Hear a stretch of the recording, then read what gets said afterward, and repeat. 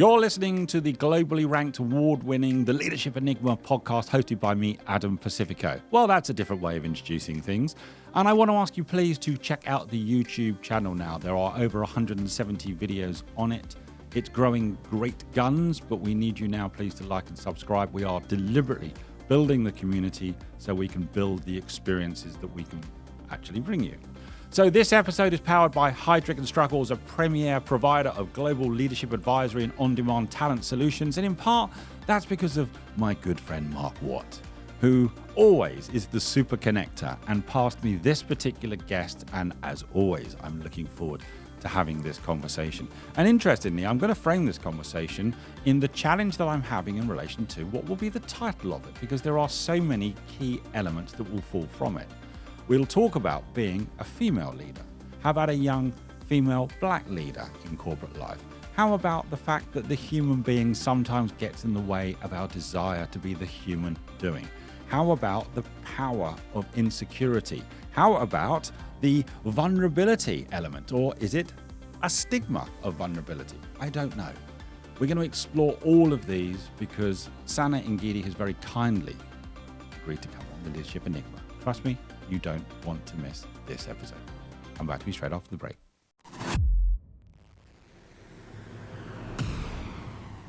Hi, I'm Adam Pacifico, and welcome to the Leadership Enigma, a world-ranked, award-winning podcast that's insatiably curious as regards what leaders do, how they do it, and importantly, why.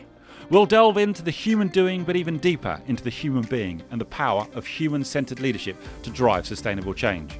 So whether you're an entrepreneur, business owner, corporate executive, each week we speak to global experts, academics, rising stars, ambitious upstarts and disruptors, as together we will discover that success leaves clues.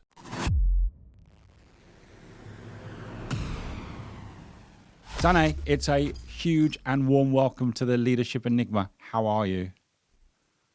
Hi, Adam. I'm great, thanks. Thank you so much for having me. It's a pleasure. And that was a slightly rambling introduction, which is perhaps very akin to me, because I'm thinking out loud, Sane, because I'm looking at the notes that I've got from our previous conversation, and they're so rich, I could just go in lots of different directions. But I think we're going to take this episode in two parts, aren't we? Yeah, that'll be great. Let's begin with a little bit about you.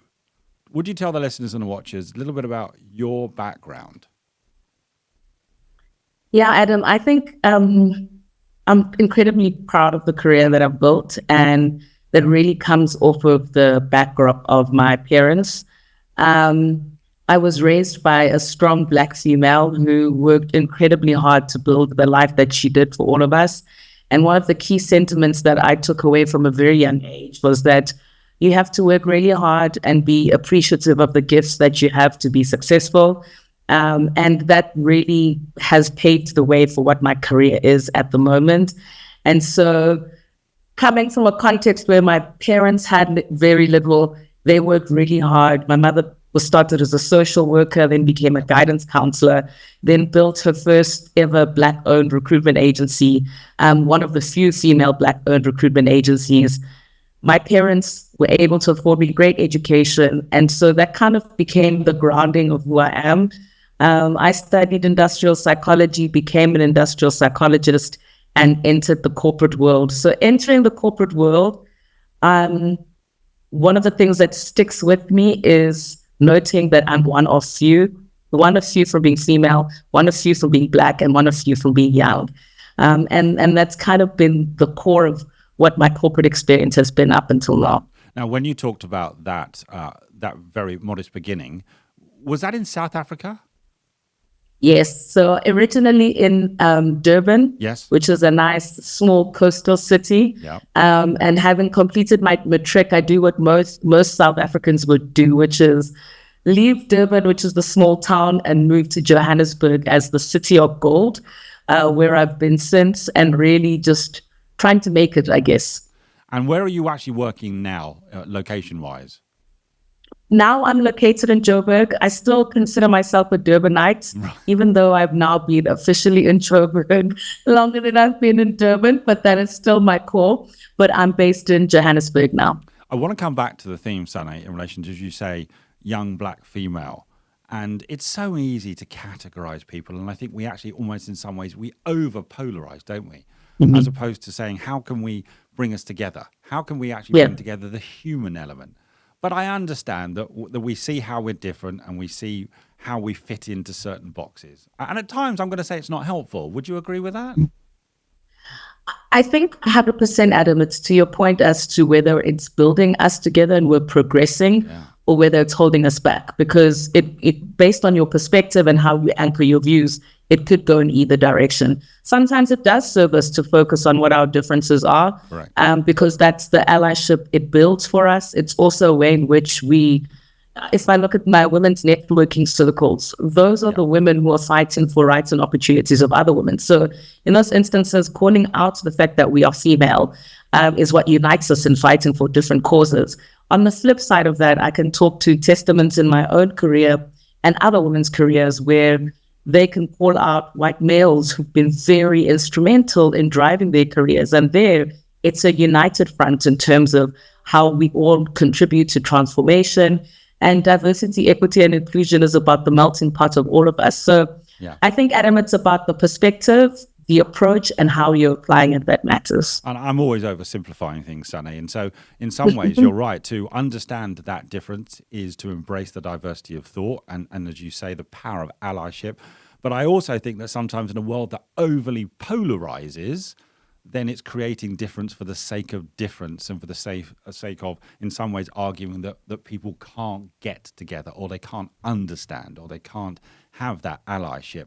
And so I'm glad you're fighting for the former and very much not the latter, like myself. I want to ask you a question, because you started by talking about your mum, and let's be honest, our mums are wonderful. Mine not with me anymore, but let me ask you the impact that, as you say, a strong female figure had in your life in those early years. Just tell me a little bit more about what that did for you in relation to the skills, the behavior, the makeup, the DNA that you feel that you now carry into corporate life.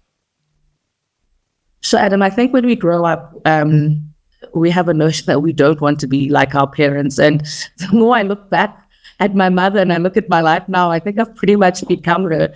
But I had the privilege of having a role model of a woman who was very independent. My mother worked extremely hard. There were 4 of us in my household.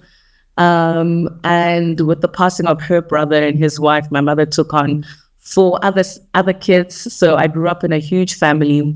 And she worked really hard to make sure that all of us had an education, because education was the key to be able to build a life and to get out and to be able to build your own life. How my mother ended up where she was and where my father was because of education. And I think I still carry that with me. Sometimes I'm not sure if I like it when people call me an academic, because I've done my honors, my master's, my PhD. But in a way, it's at the core of who I am, because I definitely view education as what's built who I am today.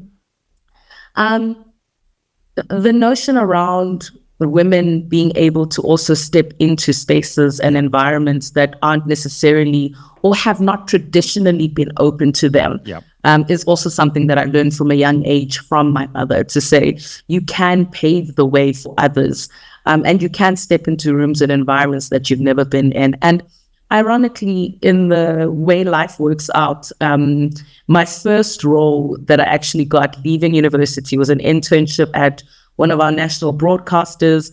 And that was through a referral through my mother, as she ran the recruiting for part of that business. And so in many ways, she has formed who I am today. She's influenced the perspective that I have, that I can achieve what I set my mind to, but she's also given me the backdrop or stepping stone to be where I am today. Right. I mean, that's very much, your mum is very much the fuel for so many of the things that I know we're going to talk about. And you've also carried out some research, haven't you, on how Black leaders can be successful. Just tell me a little bit about you taking on that piece of research and some of the insights that you're reflecting on. Yeah, I've been very privileged to work for some really amazing organizations. As I mentioned, the first one was at a local broadcaster. I then moved and began a career in financial services, where I was for about 8.5 years. And I absolutely love financial services. It's a really exciting place to be. So it can also be quite a tough environment. I had the privilege of working in two different environments. One was a wealth management environment for a bank, the other a markets or trading environment and an investment bank. And what was prevalent in both those environments is one, just that those are revenue generating businesses. And when it's a revenue generating business, the career progression of those roles is definitely into those that end up leading the financial institution. What was also very clear was that there was very little representation of one, women, and secondly, women of color. Yes, if you look in spaces like operations role or HR or the support function, they tended to be greater representation. But in those real money-making roles, there was little representation. And looking at my own career, I found myself sitting on executive teams where a lot of the time I was the only female or the only African female, and most certainly the youngest. Right. And so during that time, I did a piece of research for my PhD around perceptions of African female leaders in financial services. So how are they viewed by others? And then I interviewed 10 African female leaders themselves to understand what's their experience, what's their story, how did they get to where they are? And I think some key takeaways for me out of that research was, the first piece was speaking to the African female leaders themselves.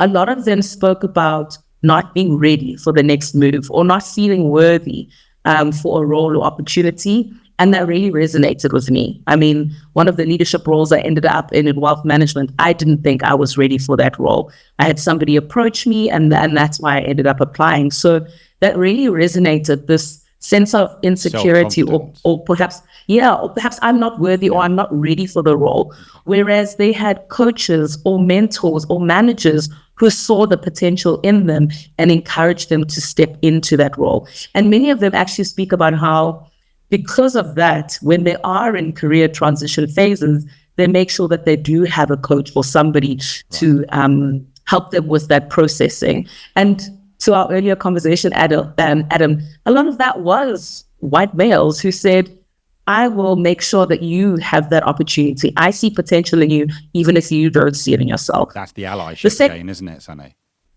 Correct. And reverse allyship, right? Because it's not in the people that you think it will be, but there are people who are sponsors who have your name in the room when you are not there, who create opportunities, even when there's a certain insecurity that you might feel or where others might not perceive or understand your value, having that allyship. You know, Sane, that really resonates. I think another thing that, another thing that really stood out, Adam, is just networking. Yep. There were so few of these women, and they weren't friends with each other. They didn't have close networks with each other within the organization. Why is that, though? I think that's the one thing men do really well, right? In terms of building relationships, creating opportunities for each other. And for women, we tend to do it in a more perhaps structured manner. Like, I'm part of a women's networking group now, and why it works is that people arrive in the room and they're like, I found a platform where I can connect with others, where it's not so easy outside of these platforms for me to connect with other women. And so I think that's something that as a skill set or capability, we as women can do better at, in terms of, do we see opportunities for other women to connect with, create opportunities for, and do we help each other out? That's interesting, isn't it? From the perspective of the network wasn't in place and actually the self-confidence wasn't in place. And I know that could be relevant to all groups. You've also said something that really resonates, because this week I'm releasing another podcast with Dominic George, who specializes in helping black male middle managers. And he also talked about the absolute necessity and importance of having allies, and the importance sometimes of understanding that allyship might not come from where you think it would come from. So that's completely connecting with that conversation as well. Now, you've done many things, and I want to just focus on, you told me something actually when we chatted a couple of weeks ago, Sane. Yeah. And you said to me, you're living in an environment that lacks diversity but wants diversity. I don't know whether you remember. Tell me a little bit about that, Because a lot of people may not understand what it's like to be working in South Africa. Yeah. Tell me a little bit more about that statement, Adam. Is lacks diversity or wants diversity? Yeah, living in an environment that lacks diversity but wants diversity. Did I get that right? Or I may have made my notes wrong when we actually chatted 2 or 3 weeks ago. It's possible. We chatted about so much. Right. Look, I think if I speak about South African organizations, and this might resonate with that, it's interesting that in terms of our, and we call it economically active population, which is like those people who actually are able to work at a working age. If we look at those and the representation that we actually have in organizations, it's not aligned, right? So our organizations internally are grappling and struggling with transforming, wanting to transform, wanting more women, wanting more people of color, wanting more people of living with disabilities. Yep. But we're struggling, right? I think we do it from a point of what is the requirement from a legislative perspective, but in terms of really changing our ecosystem, our education, and getting representation, we're struggling. But if you look at the flip side of that, we have a population of people who are unable to find employment, who are transformed. And I think that's where the gap is, Adam, between how do we achieve real transformation within organizations, but understanding that we've got limited resources, opportunities, and have a need to transform. Well, Sane, I appreciate you helping me find the link to that one. You see, and people get a little peek behind the curtain now to actually see this is nothing more than a curious conversation. And sometimes people and I will get mixed up between my notes from 2 or 3 weeks ago and now. So I'm grateful to you. I also want to focus on your view that obviously that diversity isn't just race and gender, especially in South Africa. It's far wider than that. And also, how do organizations as well start to create more visibility, not just for women, not just for ethnic minorities? How do organizations make sure they are seeing everyone? So I've loaded 2 questions together, Sane, and I do apologize. But let's start with the first part, is that, your thoughts. Diversity isn't just race and gender, especially in South Africa. Yeah, I think on the first piece, what's been interesting for me is coming out of an environment where there was a lot of focus on race and gender, and there continues to be race, gender, and disability, and those largely being South African organizations, and moving into global organizations based on the African continent, and really grappling with diversity being a lot broader than that, right? I won't forget one of my first meetings at the foundation where I am now. I arrived into the leadership team, and it was the extended leadership team. And I looked around the room and I thought, for the past 15 years of my career, what we've been grappling with transformation is race and gender.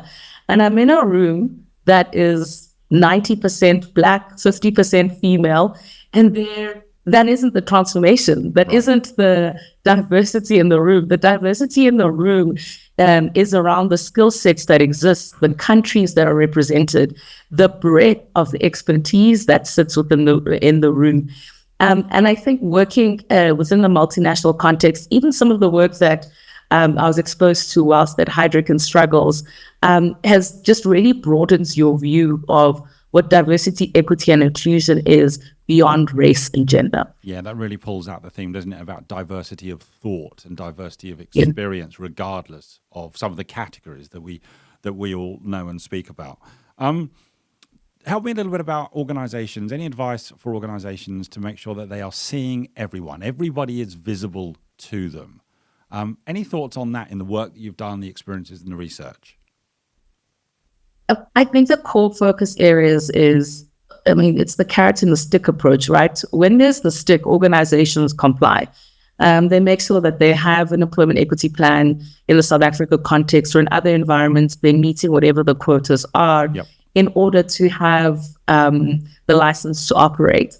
That's one part of it, right? And that's a very important part. Let's not minimize it. It's an important part because that's the piece that gives the visibility.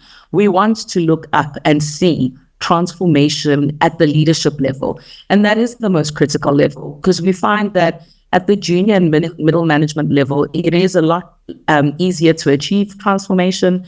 But then when we get to the senior management and executive level, that's where we see women drop out for various reasons. And we see less representation also from people of color and disability and broader environmental. So the first piece is that, yes, organizations must make sure that there's transformation from a numbers and representation perspective. Right. But in order to keep that up, a core part of that is that the culture needs to really align and enable therefore people to belong within the organization from diverse backgrounds and to be able to succeed within those environments. And therefore, it needs to be integrated into how the organization leads, what the values of the organization are, how decisions are made within the organizations, and whether opinions that differ from the status quo or what is traditionally known are accepted. I think as organizations think a little bit broader than race and gender, we see a lot more coming through around sexual orientation, so LGBTQI+. But again, it's broader than that. It's the ways in which we work, the ways in which we operate, the ways in which we think. And it's a lot harder than just saying it to actually implement it systemically on a day-to-day basis in how we operate. It's really about galvanizing that all-inclusive human experience. I just wanted to mention one thing, because you mentioned, just in case anyone doesn't realize, that there are quite strict quotas, aren't there, for South African businesses in order to be licensed to operate. Just help people in very basic terms understand the reference you made to that. Correct. And it's so interesting because I work across Africa. So it's interesting to understand the nuances of different countries and what their different requirements are. And with the history of the South African context, specifically around the apartheid era and limitations different demographic groups had to access to employment, one of the mechanisms that is in place to help transform the country is employment equity. And the Employment Equity Act basically requires organizations to look at what they look like currently and say, what's our ambition around how we would like to transform to better represent South Africa holistically? So what does that look like in terms of our leadership, in terms of our overarching strategy of employment and making sure there's representation across all employment categories? It goes deeper than that also in terms of how are we spending from a learning and development perspective? Who are our suppliers? What corporate good are we doing? What mechanisms are we doing to help youth or to create opportunities for development? So again, our overarching aim is if each organization contributes to that transformation at both an internal and external level, we are better able to reach our transformation aspirations. I really appreciate you giving that overview, actually, and it's very broad. And I've worked in a number of African countries in South Africa, so I'm aware of that. But I appreciate, as I say, that overview.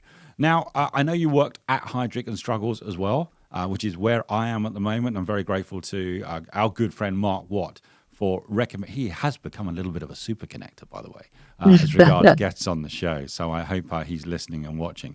But I want to come on to the phase in your life when you moved to the Bill and Melinda Gates Foundation. And there's a very personal story that goes with this. But let's just begin with helping people who have almost certainly heard of the Bill and Melinda Gates Foundation. What is it? Why was it set up, and what does it do? Yeah, so it's interesting, Adam, because I'm not sure if I hadn't worked at Heidrick, if I ended up where I am now. The work that the Heidrick team has done around executive search for other foundations really opened up my view to the work which foundations do. Yes. And having seen an obscure little advert, I applied, and here I am today. And I count myself really privileged to work with an amazing team whose fundamental driving vision is that all lives have equal value. And so in our particular team specifically, we are focused on the foundation's investment in Africa, and that's around a focus on various aspects, largely health-driven, but also around agriculture, around women, around gender, around financial economic opportunity. And it's really about going into environments where just because you are born in a certain continent or a certain place in the world, you are disadvantaged. And what the foundation does is go into those environments and work with grantees, with partners, to create better opportunities for people within those environments, to solve complex challenges that others have not been able to solve, related to health, etc. And also to work with governments to ensure that there's systemic solutions that are created. And so really it is around improving lives at a broader level. And so how exciting for you to join that organization, that foundation in 2021, which really is then going to kick off a bit of a personal story, which I'm going to thank you now for telling us, because this is another example of how, with the best will in the world, with all the aspirations that we have, with all the experience, with all the dreams and the hopes, sometimes life gets in the way. So you joined the foundation in 2021, and then a series and sequence of events started to happen. Just take me to the first event, will you, Sane? Yeah, so I hadn't even started at the foundation. I just, it was December 2021. I had completed the recruitment process and had been extended an offer. Still in the height of my excitement about that. I mean, it was so fresh that at that point I hadn't even told my parents about it. And my father was a pillar of support for us at that point in time. In 2015, my mother had been diagnosed with Alzheimer's and dementia. And so my dad played a significant role in looking after her. And as I went through the recruitment process, he was very supportive also.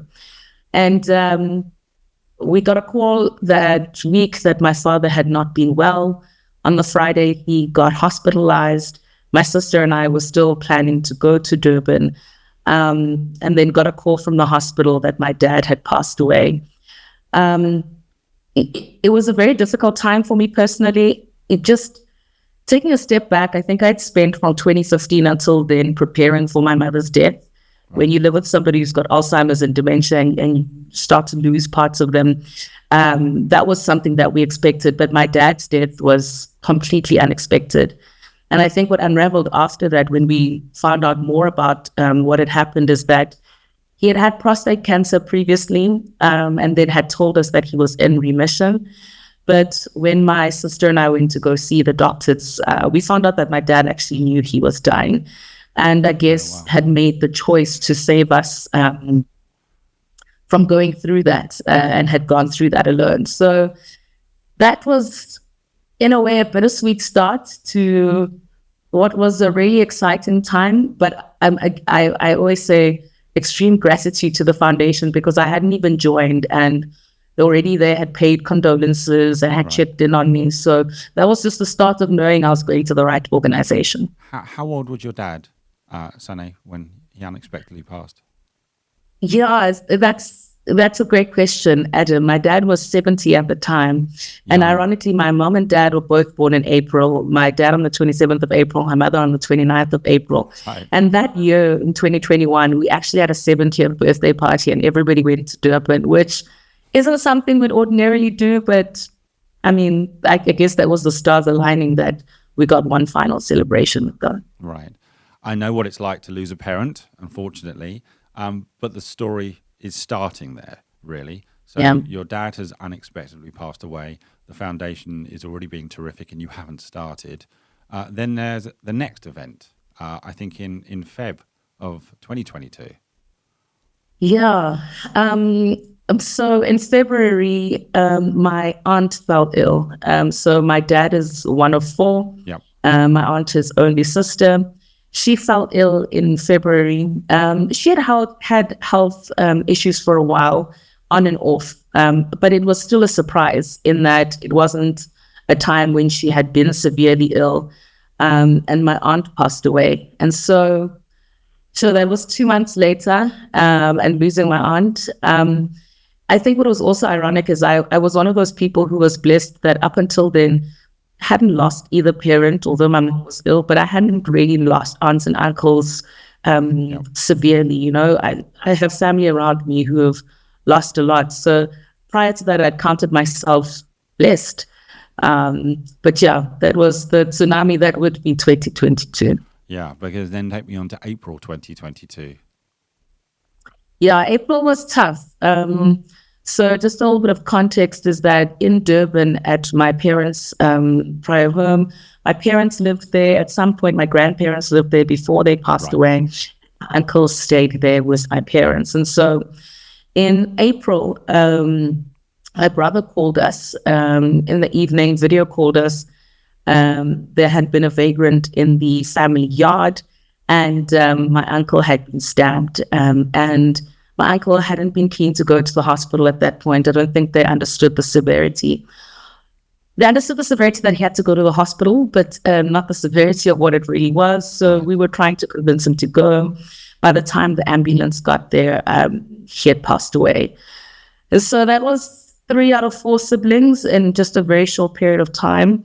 What was also scary just about my uncle's passing was that he had been stabbed in my parents' yard, and my mother still lived in that home. And so it was a lot to emotionally take in, but some decisions also needed to be made immediately. So going home for my uncle's funeral at that point, made the decision with my siblings to move my mother with me and to come to Joburg. And progressively, I think you mentally understand death, but the cumulative efforts and effect of that on me really took its toll around June, July. From a personal level, I wouldn't have ever, and I know this is like personality, you form a view of who you are. I wouldn't have categorized myself as somebody who would like I crashed and I had to put my hand up and say, I'm not coping. I need a break. Yeah. And I took some time off then, and I had to acknowledge that I was grappling with the loss that I'd had. It was impacting my ability to cope on a personal level in terms of day-to-day life, and acknowledging that I was depressed at that point in time and being able to name that, but also that I wasn't able to show up as my best self at work. I took a break, and I think what was really hard about that break is that being new within the organization, people were really confused about where am I, what's going on, where is she? Took a break, came back probably about 6 weeks later, and then got back into it, I guess. But again, just grateful that I had that opportunity and had the support system around me to be able to say, I need some time out. Right. And the story continues. So I'm going to summarize until this point again. So you're joining this new job, so excited. Your dad passes unexpectedly. A few months later, your aunt dies. 2 months later, your uncle dies in tragic and violent circumstances. You then decide that you need to move your mum with you because she's suffering from Alzheimer's dementia. You take the break for mental health reasons. Yeah. And then it takes us to September 2022. Yeah. And I remember I was right here at this desk where I am now. I finished a call in the morning, and my mom's nanny called me upstairs. My mom was still alive, but she wasn't very responsive. Called the ambulance to come, but her quality of life had deteriorated significantly in those last few months. And so although it was very difficult, at least my brother was here. My brother and I were able to be with my mother, and she passed away before the ambulance came. Ironically, my mother's death was one that was quite emotionally peaceful. Having seen how much she had deteriorated in health since 2015 and how much pain she was in, it was painful, but in a way it was really a release for my mother. And I think one of the death that was planned, the death I knew about, unlike the others. And so that was the final death of 2022, I'm happy to say. But that year fundamentally changed my own personal perspective around mental health, how I was able to cope. And the opportunity that I leaned into in 2023 was that internally we have a staff event. And one of the things that happens at the staff event is there's an opportunity for people to tell their personal stories. And I leaned into it, and I stood up in front of a whole organization and I told this story. Yeah. And it was quite cathartic. It was cathartic to be able to openly express the year I'd been in. And I was overwhelmed by the response of staff members who reached out and said, wow, thank you for sharing. You've humanized what other people go through. Yep. But also people who said, I had a really tough year and I'd like to have a coffee with you and talk about it. Or thank you for allowing us to know that it's okay to not be okay. And in a way, it's created an opportunity for me to, in sharing my own story, allow other people to be more open about what they're facing. And I think the stigma still exists. The stigma exists around being able to speak up when you're not coping, or when you are experiencing challenges with mental health. When it's a physical injury, people can see it and they understand. But when it's something related to mental health, it's a struggle, and people still struggle to understand. That took an enormous amount of courage.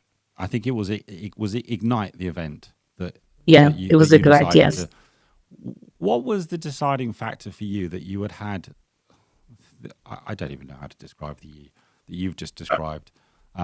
It's literally death after death after death, blow after blow. You in some ways you can't recover, you can't decompress. The cumulative impact is just extraordinary, Sane. But what was the defining moment for you to think, hang on, I'm going to take that set of experiences and I'm going to talk about it. I'm going to share it. I'm going to, in some ways, bring it into your own personal power. Tell me what was going on in your mind as you came to that conclusion and you did what you did. I think one of the things we grapple with a lot in organizations is this notion around psychological safety. Okay. And I think in a way, the foundation has created something really special in Ignite. And why it resonated for me is when I was unable to cope in 2022, I wasn't able to travel to the employee week, and I missed the 2022 Ignite, but I remember the stories. I remember the stories of the people who stood up there. I remembered the safety that was created. I remembered the response. And so I felt that it was a safe place to be able to speak, to say my story. And I also felt as if, in a way, it was giving back some clarity around where I had been, because I did feel like not only had I let myself down personally, but I'd let the team down. And yeah, so it was a leap, but I also must credit the fact that there's a container that's been created, which gives us space we can take that leap. And there was a lot of support in preparing to have that conversation. So right. Yeah, I think it was a bit of a meeting of timing of, I was in a space where I was ready to kind of talk about where I had been, but I also felt that there was an environment that was safe enough to enable me to tell my story. Help me with this. What impact has all of this had on how you show up as a leader now? The thing about life, Adam, is that it doesn't stop, right? So I think... I just said earlier, we're all work in progress, aren't we? Yeah, and look, it's tough, right? I think for me, like, doing Ignite was cathartic, and it was, in a way, being able to open up about the journey that I'd been on. Yep. And I would love to say that life's been perfect since then, but it hasn't. It hasn't. I've faced other hurdles and challenges, but what it has done is that it's given me a window to be more open when I'm struggling than to hold it in. And to be able to role model to others that you can bring your authentic self to the workplace and say when you're not coping, and that you will receive the support of the people around you. I've also just been incredibly blown away by the support that I've received from my leaders and from my team. Like, right. People might not have the answers, but they will ask, are you coping? Are you okay? And that's been phenomenal. And then I'd say the piece that has helped me even grow further on a personal level is being able to engage in more dialogues like this. I've had the opportunity to speak to other individuals on various platforms, various networking groups, and the more we talk about it, the more people can talk about it. And one of the bodies I volunteer on is the Society for Industrial and Organizational Psychology of South Africa, SIOPSA. Right. And annually there's a conference. And this year's conference is around mental health in the workplace and productivity. And so it's opportunities like that for us to talk about it, which start to remove the stigma, which give people the tools to be able to find help when they need it, and for organizations to know what to do to enable their staff, their managers, etc., to deal with matters like this. So yeah, talking about it for me is the tool, the mechanism, the avenue I have to share what I've learned and hopefully remove some of the stigma that exists. Sane, I'm really grateful for you for sharing that story. And I think I'm hearing many things, and I hope listeners and watchers will take away their own lessons from it. But two of the things that I think stand tall are organizations must create a space where they can see people, really see people, and really hear people in a psychologically safe environment. Again, I'm oversimplifying, Sane, but does that resonate with you when I mention those two things? 100%, Adam. The impact Ignite has had on me, on others, had that space not been available, I'm eternally grateful for it. And individuals are looking for that on a day-to-day basis to feel psychologically safe. Well, maybe that's one thing that anyone listening or watching may do in their organization, regardless of the size of organization, because we all employ human beings. So I think this is deeply relevant. Sane, how can people get hold of you to continue the conversation, or really just maybe even to say thank you for sharing your story, because that's given some comfort for something that they've experienced? What would be the best way? Yeah, Adam, I'm on LinkedIn as Sane Ngidi, but I can also be reached on ngidi.sane@gmail.com. I will put those in the show notes as well, Sane. So I hope people do connect, and you just keep telling that story and being the leader that you are. Thank you so much, Sane. I really appreciate it. I hope that I get to see you in a couple of weeks in Kenya.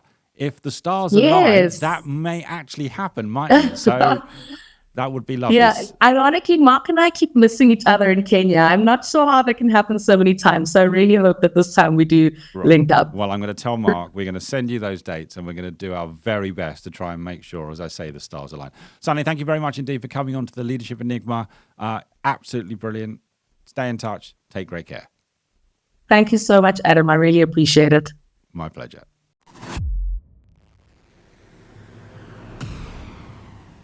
Join us again next week for more curiosity and insight with the Leadership Enigma. We'd love to hear your comments on today's show, as well as suggestions for future topics and guests. Get in touch with me on LinkedIn or visit us at www.leadersenigma.com. Don't forget to rate, review and subscribe on all your major podcast platforms and on our dedicated YouTube channel. Thanks again for joining the community.